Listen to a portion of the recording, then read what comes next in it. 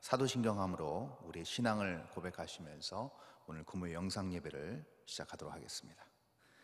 전능하사 천지를 만드신 하나님 아버지를 내가 믿사오며 그 외아들 우리 주 예수 그리스도를 믿사오니 이는 성령으로 잉태하사 동정녀 마리아에게 나시고 본디오 빌라도에게 고난을 받으사 십자가에 못 박혀 죽으시고 장사한 지 사흘 만에 죽은 자 가운데서 다시 살아나시며 하늘에 오르사 전능하신 하나님 우편에 앉아 계시다가 죄로서 산자와 죽은 자를 심판하러 오시리라. 성령을 믿사오며 거룩한 공회와 성도가 서로 교통하는 것과 죄를 사하여 주시는 것과 몸이 다시 사는 것과 영원히 사는 것을 믿사옵나이다. 아멘. 찬송가 305장을 부르시겠습니다. 305장입니다. 나 같은 죄인 살리신 주 은혜 놀라워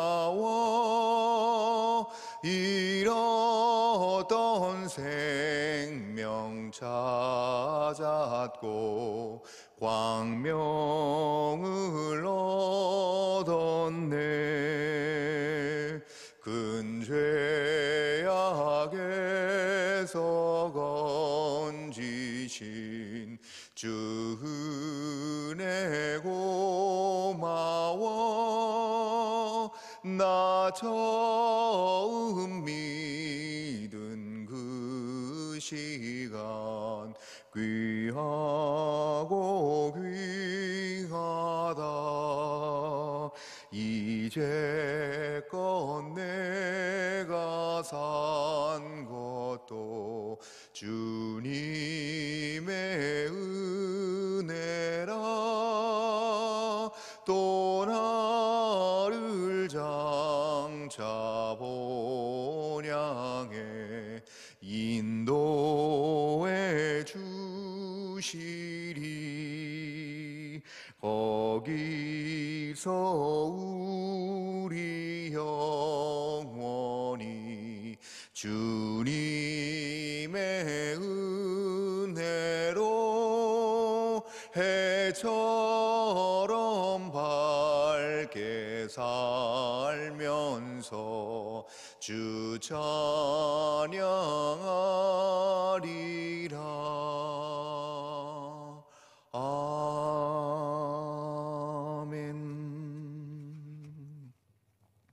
이 시간 우리 합심해서 기도하겠습니다. 오늘 우리에게 주신 귀한 이 예배의 시간과 또 이 코로나19의 이 사태가 조속히 종식되어서 다 함께 한마음 한뜻으로 예전과 같이 정말 이 예배당에 모여서 하나님을 온전히 경배하고 찬양하며 신실한 예배자들이 온전한 마음과 정성을 드릴 수 있도록 하나님께서 모든 여건을 허락해달라고 인도해달라고, 또 여러 경제적 상황 가운데 힘들어하는 우리 교우들이 있다고 한다면 하나님의 권능의 날개 아래 품어주시고 붙잡아주시고 인도하셔서 이 위기의 이 시기를 잘 극복하면서 헤쳐나갈 수 있도록 하나님께서 지혜와 능력을 허락해달라고, 또 우리 병상에서 고통받는 우리의 환우들의 치유와 회복을 위해서 기도해 주시고, 또 무엇보다도 이 예배가 물리적으로 드리지 못해지고 또 모임이 원활하게 진행되지 못하는 상황 가운데서 혹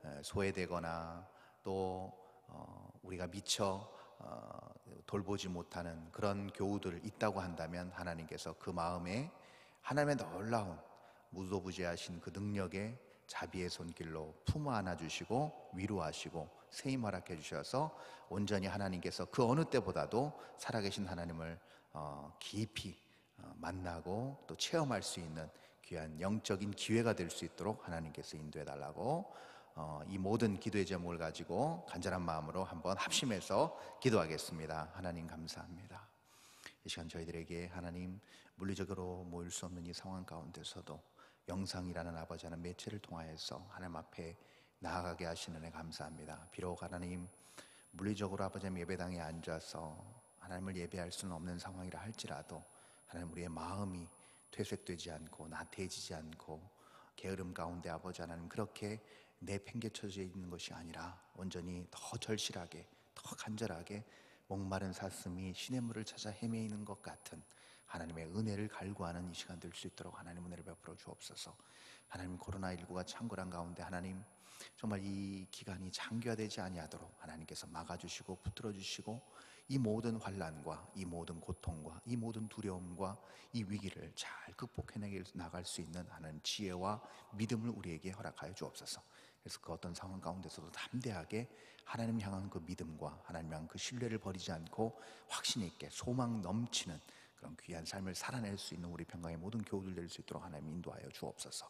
하나님, 경제적으로 정신적으로 많은 아버지 하나님 고통과 여러 위협 가운데 하나님 노출되어 있는 우리의 성도들을 주님 붙드시고, 언제나 새 힘으로 언제나 독수리 날개쳐 올라감 같은 하나님의 놀라운 풍성한 은혜의 역사가 하나님 부어지심으로 말미암아 무엇보다도 아버지 하나님 이 위기의 순간에 하나님 갈 길을 보이시고 길을 여시사 온전히 아버지 하나님 그 길로 뚜벅뚜벅 나아갈 때 하나님 그 신의 그 모든 것들이 헤어지지 아니하고 옷이 구멍 뚫리거나 전대가 구멍 뚫리지 않는 놀라운 은혜와 역사가 하나님 우리 모든 성도들에게 있게 하셔서 매 순간 공급하시고 채우시는 놀라운 역사가 하나님 나타날 수 있도록 우리 성도들을 붙잡아 인도하여 주시옵소서.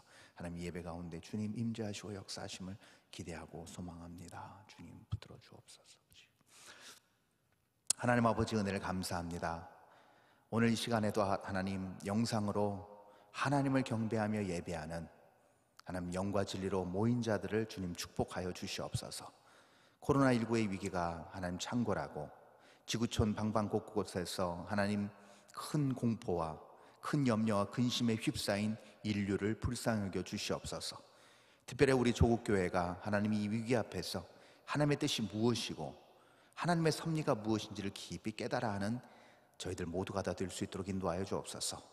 우리 평강교회를 아버지는 특별한 주님의 섭리 가운데 이 땅에 세우셨고, 이 위기 가운데서도 하나님 예배가 무너지지 않고 신실한 예배자들을 세워주심으로 말미암아 하나님을 향한 은혜를 갈구함으로 이 시간 나왔사오니 하나님 예배하신 놀라운 은총과 축복이 부어지는 역사 있게 하여 주시옵소서. 혹 아버지 하나님 경제적 어려움과 여러 위기 앞에서 하나님 정말 두려움 가운데 염려와 근심 가운데 휩싸이지 않게 하시고 하나님을 내 인생의 가장 우선순위에 놓고 전지전능하신 분으로 인정함으로 하나님 더욱더 은혜롭게 감사함으로 이 위기를 극복해 나갈 수 있는 지혜를 허락하여 주시옵소서. 여러 아버지 하나님 병상에서 또 고통받는 우리의 환우들을 위하여 기도하오니 주님 기억하여 주시고 하나님 그 육체의 안위와 치유와 회복을 허락하여 주시옵소서. 하나님, 우리가 주님의 귀한 뜻을 받들어 선정한 20개국 미전도 종족을 위하여 기도하오니 하나님 전 세계가 이 전염병의 고통 가운데 이 공포 가운데 있는 이 상황에서 하나님 무엇보다도 우리가 품은 이 20개국의 나라와 민족들을 긍휼히 여겨주시고 무엇보다도 이 기회를 통하여서 정말 하나님의 복음 앞에 무너지게 하시고 하나님의 복음 앞에 겸손히 엎드리는 민족 되게 하셔서 이 기회를 통하여서 복음의 씨앗이 아름답게 그 땅에 뿌리 내리고 그것을 통하여서 풍성한 복음의 열매들이 맺혀 그 땅이 예전과 다른 정말 흑암의 땅이 빛의 땅이 되고 저주의 땅이 축복의 땅으로 바뀌는 역사 보게 하여 주시옵소서. 국내의 11개 아버지 하나님 우리가 협력하는 교회들을 위하여 기도하오니 하나님 정말 대한민국의 조국의 많은 교회들 못지않게 그들도 하나님께서 온전히 사용하시고 역사하시는 귀한 교회인 줄 믿습니다.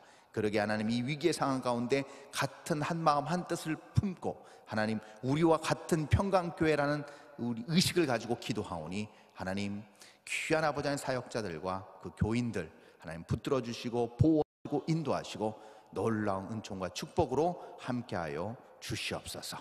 하나님 이 예배를 온전히 합당하게 받으실 주님 찬양과 경배와 영광을 올려드리며 거룩하신 예수 그리스도 이름으로 기도합니다. 아멘. 말씀을 보도록 하겠습니다. 오늘은 에스라서 5장에 있는 말씀인데요 5장 1절에서 5절까지의 말씀입니다. 에스라서 5장 1절에서 5절까지의 말씀입니다. 에스라서 강의 5번째 시간입니다. 제가 5장 1절부터 5절을 읽도록 하겠습니다.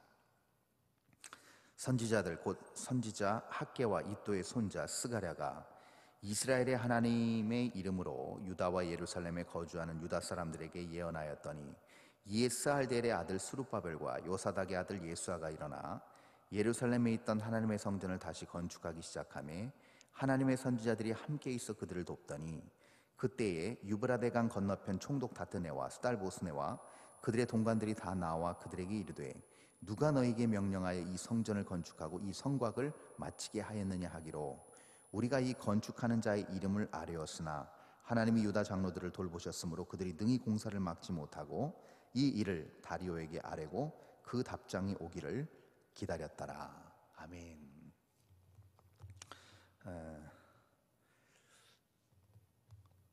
하나님의 역사를 보면 참 아이러니한 것이 굉장히 많습니다. 하나님의 은혜는 결국 생명을 살리는 일이고 그 생명을 살림을 통하여서 그것이 전파되고 나 개인뿐만이 아니고 가정, 교회, 국가, 민족, 더 나아가 온 인류가 회복되는 것이 복음의 역사고 그 복음의 역사를 기술한 것이 우리가 듣고 우리가 읽고 우리가 매 순간 정말 믿고 따르는 하나님의 말씀인 것이죠. 그런데 그 하나님의 말씀 또 하나님의 그 말씀 속에 녹아져 있는 하나님의 뜻, 계획, 의도 이런 것들이 현실로 드러날 때는 종종 우리가 이해하지 못하는 상황에 놓일 때가 많습니다. 우리가 신앙생활을 한두 해 해본 것이 아니기 때문에 우리는 너무나도 그것을 잘 알고 있습니다. 하나님을 믿었다고 해서 모든 것이 다 잘 되고 하나님을 내가 경외한다고 해서 내 입가에 미소만 계속 있고 눈물이나 근심이나 걱정이 완전히 사라지는 것은 아니라는 것입니다. 이것은 우리가 다 아는 사실입니다. 자, 그렇다면 성경이 생명이고 하나님의 말씀이 결국은 영혼을 살리는 거에 초점을 맞추고 있고 그것이 성경의 존재 목적이라고 한다면 그것이 하나님의 궁극적인 계획이고 하나님의 깊으신 뜻이라고 한다면 왜 이러한 일들이 우리에게 있는 것일까? 왜 위기가 있는 것이며 이럴 때 우리는 왜 절망하게 되는 것이며 더 나아가서 오랫동안 우리가 믿어왔던 이 믿음의 뿌리조차 어떤 때는 흔들리게 되는 것인가? 우리가 분명히 알아야 될 것은 그렇습니다. 하나님의 관점과 하나님의 역사와 하나님의 일하시는 방식은 인간이 가늠할 수 있는 영역이 아니라는 사실입니다. 인간의 어떤 범주 안에서 인간의 이해 범주 안에서 계획할 수 있고 가늠할 수 있는 것이라고 한다면 여러분 우리도 충분히 그 일을 할 수 있다라는 결론에 도달하게 되겠죠. 그러나 하나님의 역사는 결코 그렇게 진행되지 않습니다. 그래서 알아야 될 것이 무엇이냐? 먼저 우리의 제한적인 유한한 연약함입니다. 제한적인 능력입니다.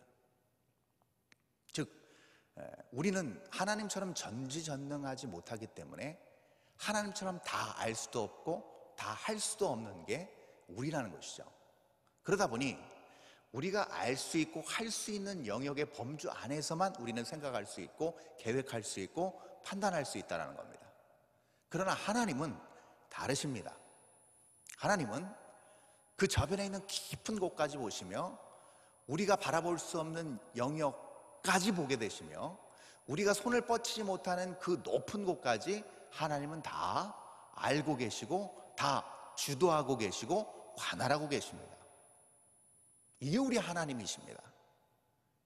그래서 그것을 단편적으로 다 담을 수 없지만 단편적으로 일관성 있게 담아낸 것이 우리가 읽는 성경 말씀인데요.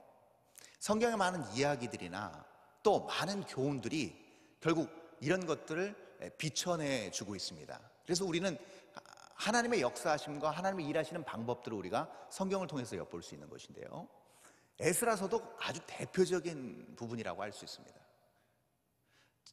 여기 이 영상 예배를 드리고 계신 모든 성도님들도 마찬가지시겠지만 저도 역시 성경을 온전히 신뢰할 수밖에 없는 이유가 바로 거기 있습니다. 만약에 성경이 포장된 어떤 신화나 어떤 사람의 특정 어떤 삶의 이야기를 미화한 것이라고 한다면 언제나 마지막 부분은 해피엔딩 내지는 절대 실패하거나 눈물 흘리거나 어려움에 빠질 이유가 없습니다. 그러나 성경은 매 순간 거의 매번 성경의 기라성 같은 영적 거장들, 우리가 이름만 대면 아는 모든 성경의 위인들 언제나 승승장구하지 않았다는 겁니다. 고통을 겪었고 좌절을 맛봤고 눈물을 흘렸고 두려움에 사로잡힌 적이 있었다는 겁니다. 그것을 성경은 가감없이 드러내 보여주고 있습니다. 역시 그 바벨론 땅에서 이제 본국으로 귀환한 이 백성들이 황량하고 폐허가 된 아무것도 없는 상황에서 하나님의 성전을 짓겠다는 오직 그 일념 하나로 공사를 재개하고 성전의 기초를 놓은 이후에 이제 모든 것이 다 잘 진행되는 것 같고 수많은 헌신과 기도와 노력으로 이제 무엇인가 결실을 보는 것 같았는데 4장에서 큰 벽에 부딪히게 됩니다. 아주 공격적이고 능동적인 방해 공작에 휘말리게 되죠. 그러면서 성전 공사가 굉장히 오랜 기간 늦춰지게 됩니다. 자, 그 부분을 우리가 오늘 본문 바로 앞절 4장 24절에서 살펴볼 수 있습니다. 우리 한번 볼까요? 4장 24절입니다. 우리 한번 읽어보겠습니다. 이에 예루살렘에서 하나님의 성전 공사가 바사왕 다리오 제2년까지 중단되니라. 네, 중단됐다는 표현을 쓰고 있습니다. 자, 다리오 제2년까지니까 이 모든 이 에스라서의 전체적인 모든 스토리를 다 감안해서 계산해 봤을 때 횟수로 16년여의 시간입니다. 16년 동안 공사가 지연된 거예요. 지연뿐만이 아니라 완전 전면 중단됐다는 표현을 쓰고 있습니다. 이 부분이 굉장히 역설적인 것이죠. 분명히 누가 봐도 기적적인 역사로 고레스 칙령 이후에 포로된 민족이 자기 어떤 민족의 정체성도 흐릿했을 법한 그 이방 변방에 있는 소수 민족이 황량한 땅으로 돌아와서 그것도 자기들의 모든 물질을 다 들여서 인생을 다 걸고 와서 이제 본격적으로 하나님의 성전을 건축하려고 하는 상황입니다.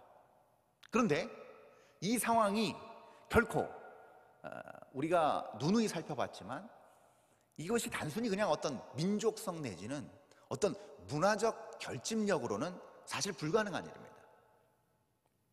하나님을 믿는 그 믿음, 그리고 그 너머에 하나님의 역사의 주관 되신 하나님의 놀라운 역사로 이게 이루어진 것이란 말이죠.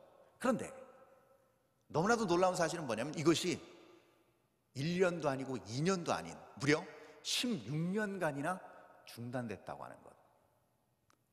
이거 어떻게 해석할 수 있을까? 모든 역사를 주관하신 하나님께서 어떻게 이것을 그냥 놔두셨을까? 하나님이 처음에 명령을 주시고 시작하라고 하셨는데 왜 이것이 중단되고 말았을까? 이것이 우리 수준의 생각이라는 겁니다.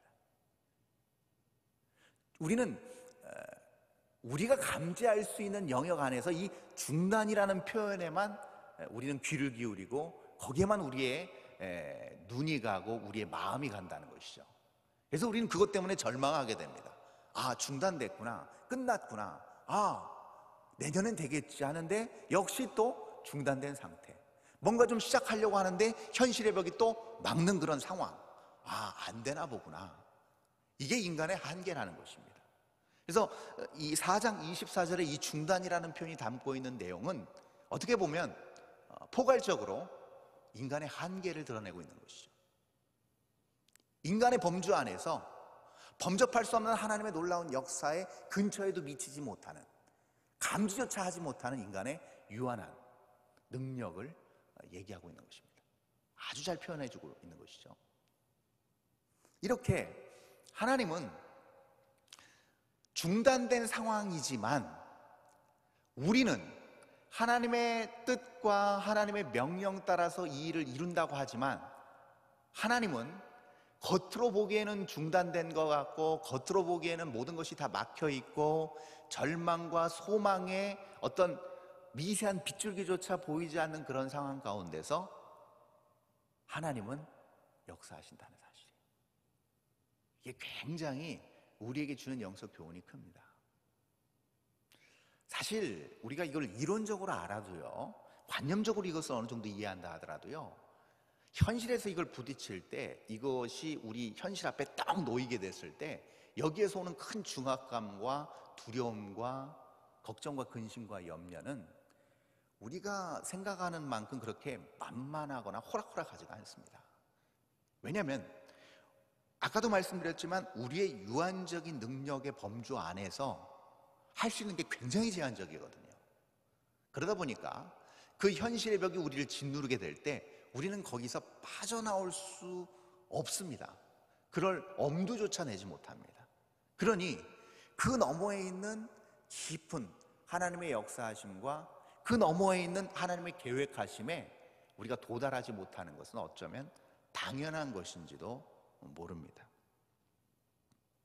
그러나 분명한 사실은 그러한 절망 가운데서 하나님은 그 절망을 통해서 일하고 계신다는 거예요. 그래서 성경의 많은 부분은요, 이 절망이라는 상황을 뒤집으면 바로 하나님의 일하심이 나온다는 거예요. 그래서 인간의 끝은 결국 하나님의 시작이 되는 것입니다. 그리고 인간의 절망 가운데서 결국 하나님은 어떻게 하시는가? 그것을 하나님은 소망으로, 하나님의 소망으로 승화시켜 나가신다는 것이죠. 그것이 우리가 놓치지 않아야 될 성경의 중요한 영적 교훈이라는 겁니다. 자, 이렇게 현실의 벽에 눌리다 보니까 그 이스라엘 백성들은 무려 이 16년 동안 성전의 기초만 놓고 그럼 뭐 했는가? 뭐 했는지가 바로 학개서에 잘 드러나 있는데요, 우리 학개서 1장 4절에서 6절까지의 말씀입니다. 자, 제가 읽도록 하겠습니다. 학개서 1장 4절에서 6절입니다. 이 성전이 황폐하였거늘 너희가 이때 판벽한 집에 거주하는 것이 옳으냐? 그러므로 이제 만군의 여호와가 이같이 말하노니 너희는 너희의 행위를 살필지니라. 너희가 많이 뿌릴지라도 수확이 적으며 먹을지라도 배부르지 못하며 마실지라도 흡족하지 못하며 입어도 따뜻하지 못하며 일꾼이 삭슬 받아도 그것을 구멍 뚫어진 전대에 넣음이 되느니라. 자, 제가 이 동일한 본문을 가지고 작년 10월 중순쯤에 제가 오후 예배, 주일 오후 예배 때 똑같은 본문을 가지고 설교를 한 적이 있습니다. 이 강단에서. 그때 제가 이 부분을 동일하게 언급하면서 이 판벽한 집이라는 의미에 대해서 설명을 드렸습니다. 그때 기억하실 분들은 기억하실는지 모르겠는데 이 판벽하다는 말은 이게 무슨 말이냐면, 보통은 우리는 그냥 집을 잘 안락하게 편안하게 지낼 수 있을 만큼만 보통은 이렇게 설비를 해놓고 살죠. 내부가 됐든 외부가 됐든. 그런데 이 판벽한 집이라는 이 판벽한이라는 이 형용사는 어떤 의미냐면 굉장히 우리가 그 좀 낯설게 느껴지는 이 단어 중에 하나인데요, 과하게 지나치게 꾸민다는 의미가 있습니다. 그러니까 벽을 하나 이렇게 봐도 그냥 단순히 그냥 도배해서 끝내는 것이 아니고 과하게 치장한다는 겁니다. 과하게 돈을 들인다는 거죠. 이 얘기는 무슨 얘기냐면 눈에 보여지고 내 공간을 과하게 화려하게 꾸미고 가꾼다는 의미입니다. 그 말은 결국 내 중심적인, 내 이기적인, 내 욕구에 충실한 삶을 살고 있다는 의미입니다. 그렇게 제가 판벽한 집에 대해서 설명을 드렸습니다. 근데 자, 여기서 우리가 조금 더 깊이 들어가야 될 필요가 있어요. 그건 뭐냐면 이 판벽한 집에 거주하게 된 잘못이, 자, 이게 전체적인 우리가 그 에스라서의 초반부부터 이 중반부까지 오면서의 우리가 모든 이야기들을 잘 우리가 면밀히 살펴볼 때 이 사람들이 성전을 짓지 않으려고 한 게 아니라는 겁니다. 이들은 성전을 지으려고 했습니다. 헌신도 했습니다. 목숨도 걸고 왔습니다. 그런데 방해에 부딪힌 거예요. 그것도 아주 강력한 벽에 부딪히게 됩니다. 시도를 안 해본 게 아닙니다. 나름 자기들 노력했고 최선을 다하려고 했어요. 그러나 상황적으로 막힌 것입니다. 여러분, 이때 중요한 거예요. 이때 어떤 상황에 부딪히게 됐는가? 여러분, 다뜨네와 스달보스네 3절에 나와 있는데요, 강 건너편이라 함은 이 페르시아 제국의 서쪽을 얘기합니다. 유브라데 강 건너편의 서쪽을 얘기하는 거죠. 그쪽 이 페르시아 입장에선 변방에 있는 먼 지역이기 때문에 그 각 지역마다 총독을 세웁니다. 근데 그 총독 중에 한 명, 그러니까 페르시아가 파견한 굉장히 그 지역의 행정적인 유력한 권력을 행사할 수 있는 행정 최고 집권자입니다. 그 사람들을 동원해서 이 공사를 막는 거예요. 뒤에 나오지만 심지어는 다리오 왕에게 직접 편지까지 보냅니다. 왜냐하면 성전을 짓는다는 것은 단순한 건물을 짓는 게 아니거든요. 이 변방에서 바로바로 즉각적으로 군사를 보내서 이 반란을 토벌하거나 제압할 수 없는 상황에서, 여러분, 어떤 변방의 민족이 어떤 건물을 통해서 규합되고 집결되고 하나의 민족적 정체성을 이룬다는 것은 광활한 제국을 다스리는 제왕의 입장에서는 불안 요소가 될 수 있기 때문에 그렇습니다. 그럼 모든 방법을 다 동원해서 이 성전 건축을 막아보려 하기 때문에, 여러분, 이건 사실상 계속 진행해 나가기가 불가능하다는 것이죠. 그래서 여러분 보시면 똑같습니다. 우리도 상황적으로 뭔가 진척이 안 되고 상황적으로 큰 벽에 부딪히게 되면 누구든지 그럴 수 있습니다. 이게 하나님의 방법의 한계인가 보다. 내가 말씀을 읽고 말씀을 내가 받았고 하나님의 뜻이 이렇다고 하고 내가 하나님 앞에 이렇게 쓰임 받는다고 했을 때 내가 이제 이렇게 살아봐야지, 부딪혀 봐야지, 끝까지 싸워 봐야지, 하나님께서 승리를 약속하셨으니 난 다 잘 될 거야, 하나님의 방법으로 한번 우직하게 의연하게 한번 살아봐야지. 근데 우리는 다 알고 있습니다. 그렇게 살아냈을 때 과연 매번 백전백승했는가? 그러지 않을 때가 있다는 겁니다. 현실의 벽이 우리를 짓누르고 풀리지 않을 때가 있고, 오히려 그렇게 안 하니만 못하는 큰 손해와 피해를 입기도 한다는 겁니다. 그러니 어디로 마음이 쏠리고 향할 수밖에 없는가? 결국은 나의 욕망으로 돌아갈 수밖에 없다는 겁니다.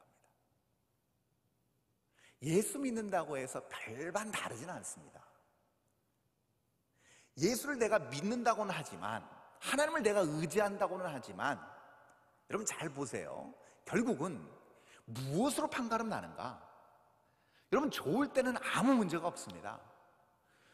교회가 안정되어지고 사회가 안정되어지고 모든 것이 다 편안하고 무탈하면 다 은혜고 다 축복이고 다 하나님의 돌보심입니다. 그러나 관계가 깨어지고 위기가 찾아오고 경제적으로 심각한 위협에 노출되게 되면 그때부터는 이제 믿음의 싸움이 시작됩니다.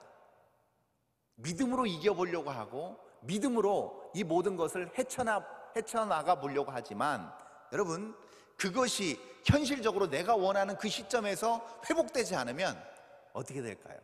그 두려움과 그 근심과 걱정은 상상을 초월하게 우리를 누르고 옥죄어오고 큰 근심과 걱정이 우리를 휩싸이게 만들어버린다는 겁니다. 그러면 결국 무엇으로 돌아가는가? 내 경험, 내 지혜, 내가 해왔던 방식으로 돌아가게 된다는 겁니다. 그래서 이 지금 학개 선지자를 통해서 하나님께서 말씀하시는 것이 무엇이에요? 너희는 너희의 행위를 살필지니라 라고 말씀하신 거예요. 너희들이 어떻게 생각하고 있고 어떻게 행동하고 있고 어떻게 살아내고 있는지를 면밀히 살펴보라는 것입니다. 지금 우리는 위기의 때를 살고 있습니다. 아주 총체적인 위기죠. 왜냐하면 그동안 물리적 예배를 드릴 수 없었던 적이 없었습니다. 극심한 박해 상황 가운데서도 예배는 진행이 되었기 때문이죠. 그러나 이 창궐한 전염병 하나 때문에 사상 초유의 사태인 주일 예배당에서 예배를 드릴 수 없는 상황까지 오게 되었다는 거죠. 이때 우리가 예배를 드리고 싶지 않아서 드릴 수 없는 것도 아니고, 우리의 마음이 교회를 떠나거나 하나님께 예배하고 싶은 그 예배자의 자리를 우리가 떠난 것도 아닙니다. 우리는 너무나도 간절히 소망하고 원하지만 그렇게 할 수 없는 상황이라는 것이죠. 근데 이때 우리가 간구하고 놓치지 말아야 될 부분이 무엇인가 하면 바로 오늘 학개서를 통해 주신 똑같은 그 당시 스룹바벨 성전에 성전 기초만 놓고 10년 동안 손 놓고 있던 사람들에게 동일하게 주시는 메시지가 무엇인가? 내 행위를 살필지니라입니다. 내가 지금 살아오고 있는 매 순간, 일주일의 하루하루를 살펴보라는 거예요. 내 관심과 집중은 어디 있는가? 내 예배는 어디 있는가? 내가 하나님을 바라는 마음은 예전 같은가? 살펴보라는 겁니다.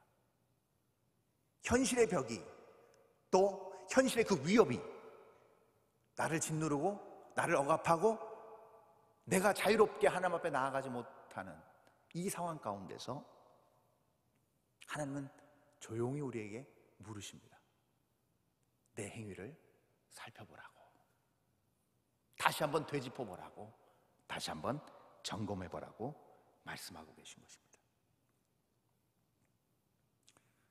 여러분, 방법이 없습니다. 우리는 연약하기 때문에요, 우리가 자의적으로 어떤 자력에 의해서 영적인 일을 해내기가 굉장히 힘듭니다. 하나님께서 교회 공동체를 허락하여 주신 이유도 그거예요. 함께 모여서 같이 예배하고 함께 모여서 같이 영적 교제를 나누는 것이 그만큼 너무나도 우리에게 영적으로 큰 도움이 되는 것입니다. 큰 유익이 되는 거예요. 우리는 이 시기를 거치면서 교회의 존속이 너무나도 소중하다는 것을 여러분 피부로 느끼고 계실 것입니다. 저를 포함해서. 그동안 가시적인 교회가 필요 있느냐, 물리적인 예배가 필요 있느냐라고 얘기한 많은 신학자 내지는 진보적인 어떤 신학을 가지고 있는 많은 사람들이 그렇게 주장해 오기도 했지만, 결국 이 기간을 통해서 우리는 절실하게 깨닫는 것이 있습니다. 내 스스로 무엇을 하기엔 너무나도 부족하구나. 같이 하고 같이 공유하고 같이 힘을 내서 밀어주고 당겨주고 할 때 내가 서게 되는구나. 예수 그리스도의 이름이라는 그 이름 하나로 같이 모인 것만으로도 이 놀라운 은혜가 축복이구나 라는 것을 우리는 깨닫게 된다는 것이죠. 그래서 여러분, 우리가 이 기간 동안 정말 우리가 지양해야 될 것이 무엇이냐? 영적인 어떤 하나님의 음성, 영적인 하나님의 뜻, 계획, 의도, 그 영적인 일에서 점점 멀어지는 내 자신을 발견하게 될 때 여러분 철저하게 다시금 우리의 행위를 살피고 엎드려야 된다는 겁니다. 그리고 심각하게 이것을 깨달아야 된다는 거예요. 이거 아니구나. 이렇게 가다가는 결국 내가 생명이 없는 자 같이 살 수도 있겠구나라는 것입니다. 보십시오. 여러분, 모든 성도들은 아닙니다만 도고기도회로 매일 교회에 오시는 분들, 또 어르신 대학부 내지는 화요 여성기도회 모임으로 오시는 분들, 더 나아가서 교육부서에서 헌신하고 아이들을 가르치는 많은 교사분들, 센터 모임을 하는 많은 분들 똑같습니다. 또 그런 어떤 공적 모임이 아니더라도 내가 내 지인 권사, 내 지인 집사를 만나서 교회 안에서 영적인 교제 나누는 것조차도 지금 다 안 되는 상황에서 우리는 자칫 멀어질 수 있다는 겁니다. 영적인 일에서 멀어질 수 있다는 거예요. 서로가 그런 어떤 이 보완해 줄 수 있는 체계가 무너진 상황에서 이런 무너질 수 있어요. 만약에 이런 경우는 지탱이 될 수도 있겠습니다. 교역자 빼고요, 우리 성도님들 스스로가 아유 권사님 우리 같이 기도해요, 만날 수는 없지만 교회를 위해서 기도해요, 아무개 집사님 우리 하나님 주신 말씀을 내가 오늘 받았는데 제가 문자로 찍어드릴게요, 집사님도 이 말씀 보시고 힘을 얻으세요. 서로가 이렇게 만날 수 없지만 전화상으로 또 SNS상으로 이렇게 교류하면서 영적으로 이런 걸로 소통할 수 있는 상황이라면 별로 걱정 안 하겠죠. 그러나 그렇지 않다라고 한다면 반드시 그 옛날 2500년 전에 성전 건축을 시작하고 결국 16년 동안 중단된 사람들과 마찬가지로 똑같이 그렇게 영적 무기력증에 빠질 수 있다는 겁니다. 이때 하나님 동일하게 우리에게 던지시는 말씀이 있습니다. 그 던지시는 말씀이 본문 2절에 나와 있습니다. 우리 본문 2절입니다. 제가 읽겠습니다. 본문 2절. 이에 스알델의 아들 스룹바벨과 요사닥의 아들 예수아가 일어나 예루살렘에 있던 하나님의 성전을 다시 건축하기 시작하며 하나님의 선지자들이 함께 있어 그들을 돕더니. 아멘. 여기서 제가 주목하고 싶은 단어가 있습니다. 그것은 바로 일어나라는 단어입니다. 일어나. 매 순간 우리 하나님께서 성경에서 종종 이 단어를 쓰실 때가 있습니다. 구약에서도 그랬고 신약에서도 그렇습니다. 특히 이제 여호수아 1장 2절에도 이 부분이 나옵니다. 근데 여호수아 1장 2절에 보면 참 재미있는 부분이 뭐냐면 모세가 죽었으니 여호수아 너는 이제 일어나라는 표현을 써요. 굉장히 역설적입니다. 여러분 40년이 넘게 따라왔던 하나님 다음으로 여겼던 영적 리더입니다. 그 영적 리더가 어느 날 죽었어요.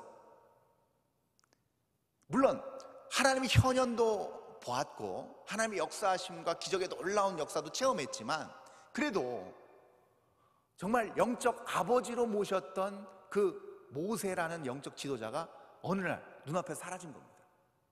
의지할 데가 없어요. 근데 성경은 아주 재밌게도 흥미롭게 그 표현을 씁니다. 모세가 죽었으니 여호수아 너는 일어나 라고 말씀하십니다.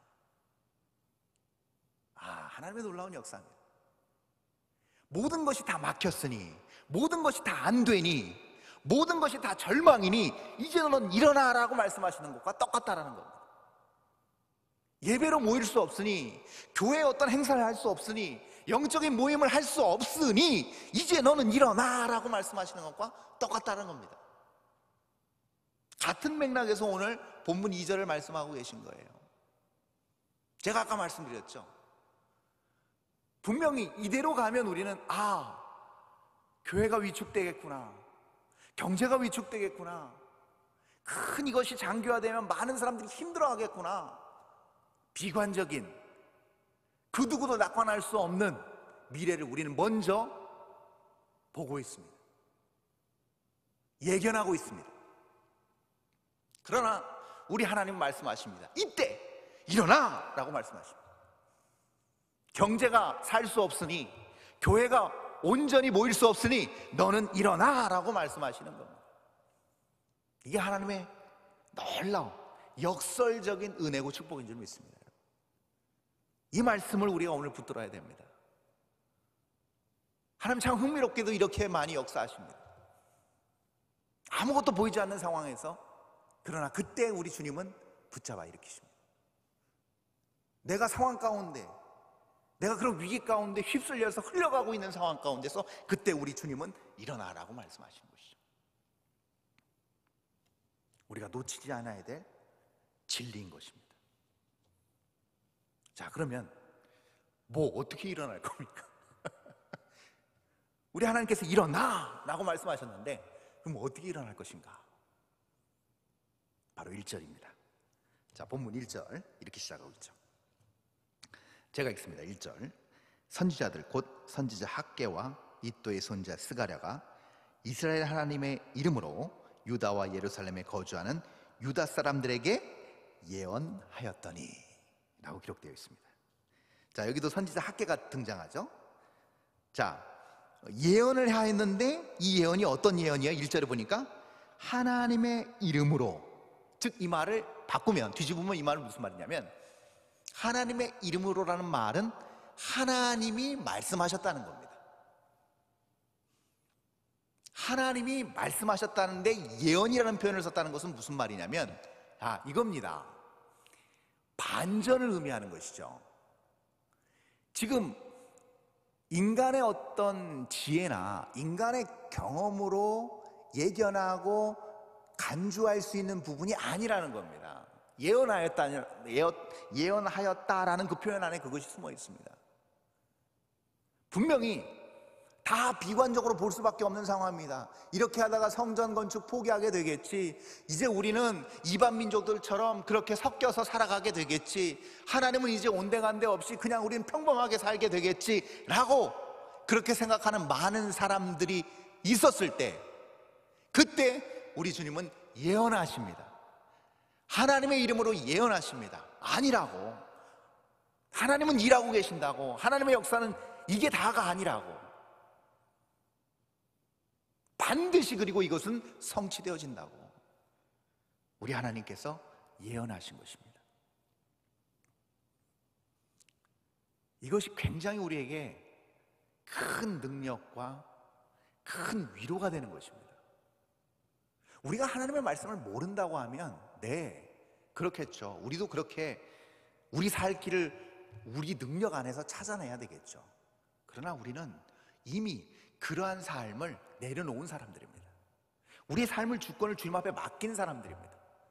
그리고 하나님의 말씀에 따라 사는 사람들이고, 그 하나님의 말씀이 우리의 삶을 가이드해 주도록 우리는 기도하고 그렇게 따라가고 있습니다. 그렇다면 이 위기 상황만큼 하나님의 이 예언의 말씀을 우리 삶 가운데서 온전하게 드러낼 수 있는 적기는 없는 것입니다. 그렇지 않겠어요, 여러분? 다들 세상 사람들이 아니라고, 이제 안 된다고, 이제 큰일 났다고 라고 얘기했을 때, 그때 하나님의 말씀을 따라 사는 자들이 아니라고, 하나님이 이것을 통해서 하나님의 놀라운 역사를 이루실 것이라고, 하나님 이것을 통해 놀라운 회복의 발판을 삼으실 것이라고, 그렇게 우리가 하나님의 약속을 믿고 나아간다고 했을 때 우리의 말만 그렇게 되겠습니까? 아닙니다. 우리의 모든 생각, 우리의 모든 앞으로 보는 관점, 그것을 포함한 우리의 삶의 태도 자체도 바뀌어지게 되겠죠. 그것을 성경은 뭐라고 표현하는가?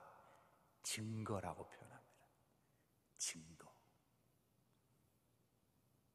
그래서 여러분, 위기는요 정말 영적으로 기회가 되는 거예요. 사실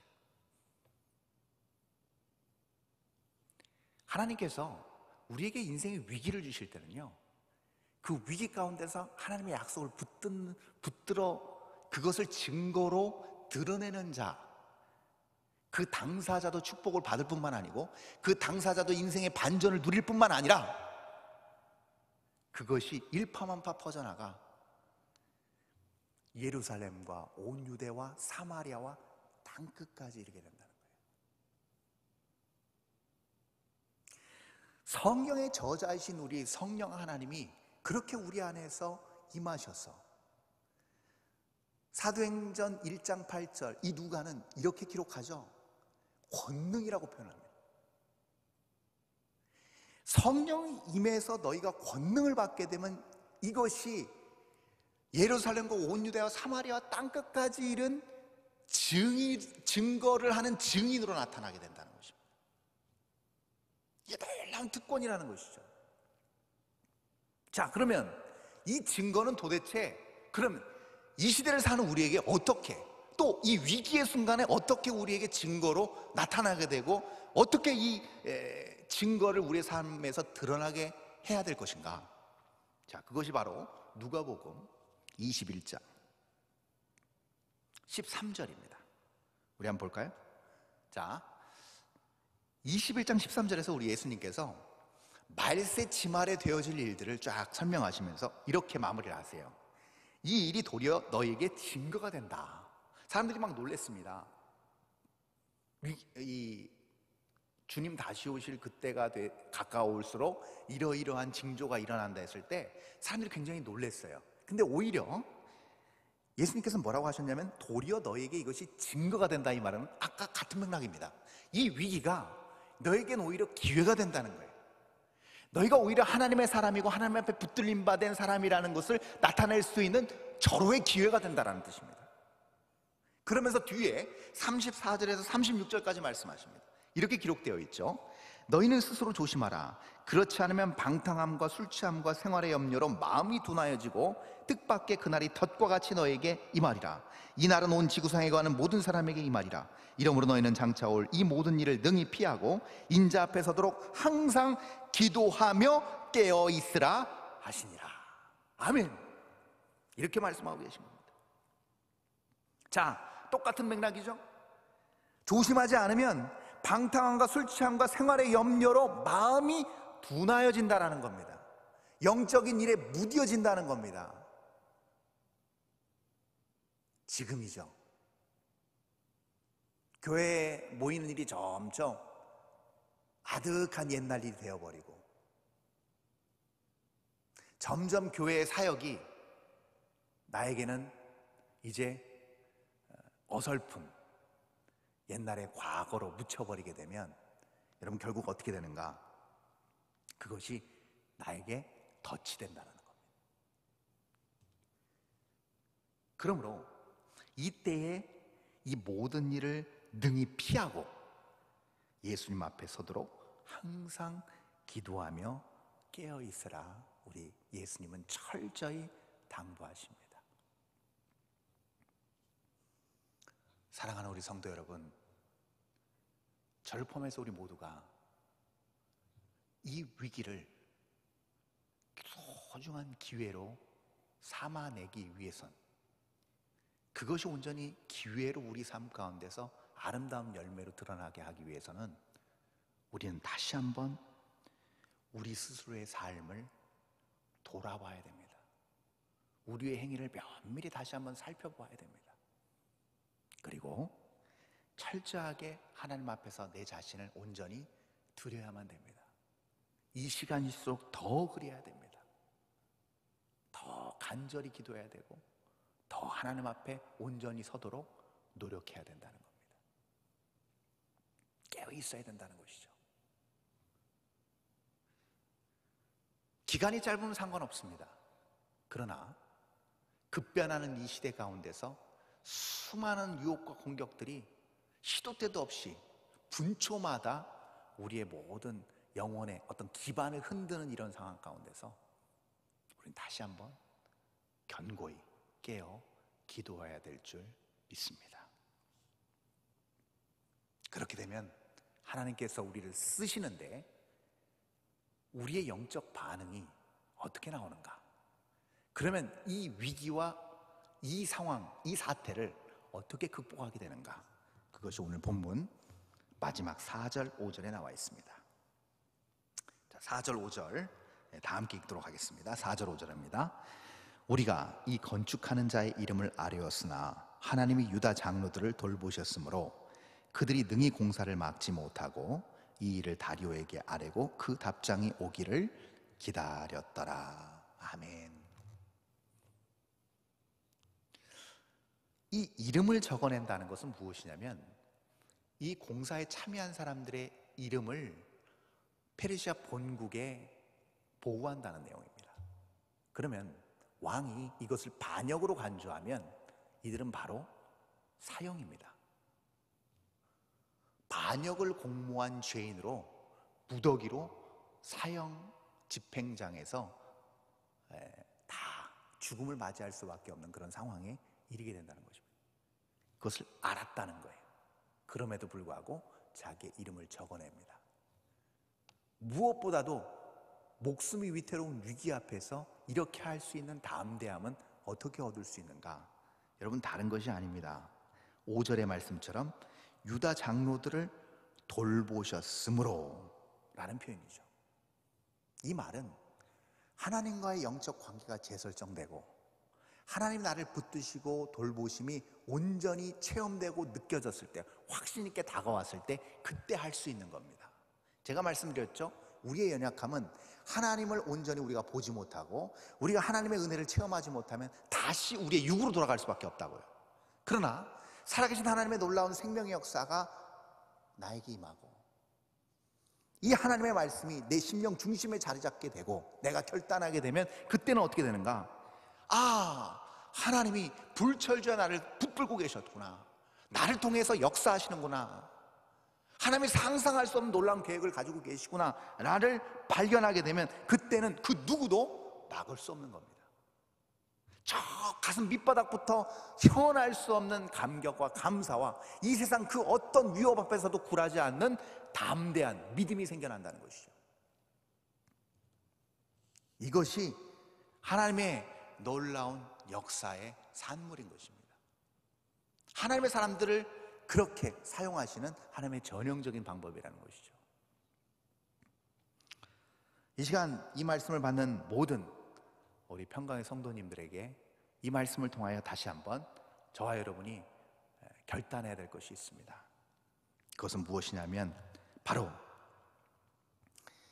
지금 우리가 비록 물리적으로 모일 수 없고 예배를 드릴 수 없고 또 이 시기가 언제 끝날지 가늠하기 힘든 이 상황에서 우리가 반드시 깨달아야 될 것은 하나님은 이 모든 상황을 초월하고 계신다는 겁니다. 내가 못한다고 해서 하나님 못하시는 게 아니라는 겁니다. 내가 두려움에 휩싸인다고 해서 하나님조차 두려워 벌벌 떨고 계신 게 아니라는 겁니다. 그렇다고 한다면 우리가 주어진 그 환경 안에서 우리의 그 자리 안에서 우리는 더 간절해질 수 있습니다. 더 깨어 있을 수 있습니다. 그렇죠? 안락한 정말 살을 에이는 듯한 그런 추위에 우리가 방 안에 있으면 오히려 우리 눈이 풀리면서 더 해이해질 수 있습니다. 안락하니까 더 눕고 싶고 TV 보고 싶고. 그러나 그 엄동설 안에 밖에 홀로 있다고 생각해보세요. 숲속에 아무 바람 가림막도 없는 상황에서 영하의 날씨에 덜덜 떨고 있다고 생각해 보십시오. 우리 정신이 어떻게 될까요? 머리털뿐만이 아니고 모든 내 몸에 있는 털이 쭈뼛쭈뼛 서게 될 때 여러분 그때 우리는 초긴장 상태에 들어가게 됩니다. 여러분 하나님을 향한 나의 촉각, 나의 영적인 촉각이 이때 아주 곤두서야 될 줄 믿습니다. 이 위기의 순간에 영의 사람이라고 한다면 영적으로 더 민감해야 될 것입니다. 더 간절해야 될 것입니다. 더 하나님을 붙드는 시간이 있어야 될 것입니다. 더 하나님을 만나고 싶은 마음이 간절해야 될 것입니다. 그러면 내 이름도 적어낼 수 있습니다. 죽음이란 그 두려움 앞에 철저하게 내 삶을 송두린 채 던질 수 있는 것입니다. 그것이 수많은 죽음과 사망의 그 위기와 위협 앞에서도 의연하게 초계같이 자기의 목숨을 하나님의 거룩한 뜻 앞에서 던져냈던 수많은 신앙의 선진들이 살아온 삶과 동일한 삶입니다. 여러분, 이 코로나가 창궐한 상황에서 모든 이런 어떤 상황을 무시하고 예배당에 와서 예배하는 것이 여러분 그게 순교의 정신이 아닙니다. 진정한 순교의 정신은 무엇인가?